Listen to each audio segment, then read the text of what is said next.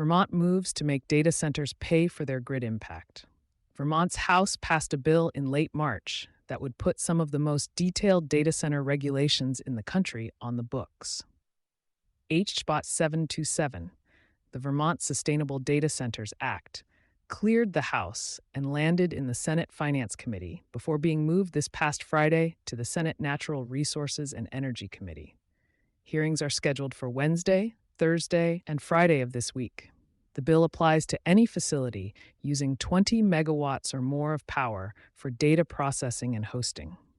That threshold captures the large-scale operations that have been at the center of grid capacity debates nationally, while leaving smaller facilities outside the regulatory framework. The core mechanism in H727 is a large load service equity contract that any covered data center must enter into with its electric distribution company, subject to approval by the Public Utility Commission. The contract must run for a minimum duration and obligate the data center to pay costs proportional to the grid infrastructure needed to serve it.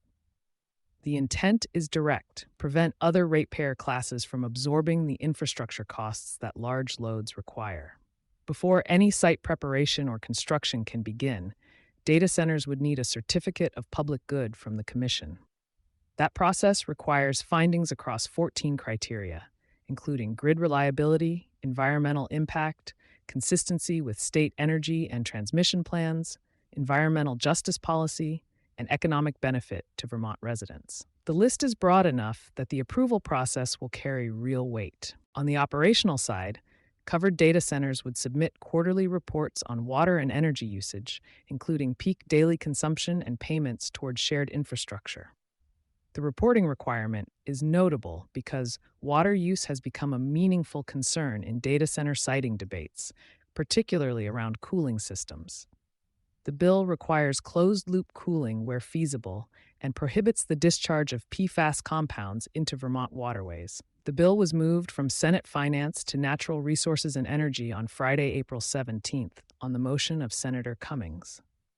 That committee is now holding 3 consecutive days of hearings beginning April 22nd.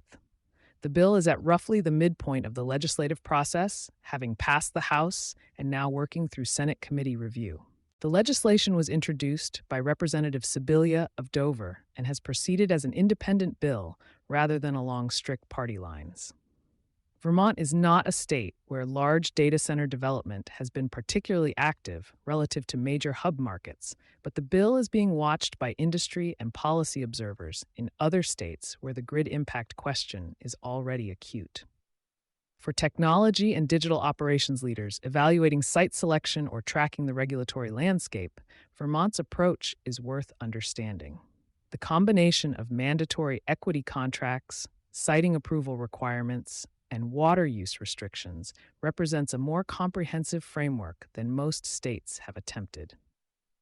You've been listening to Sustainability Soundbites by Environment and Energy Leader. For partnership opportunities, please reach out to our team.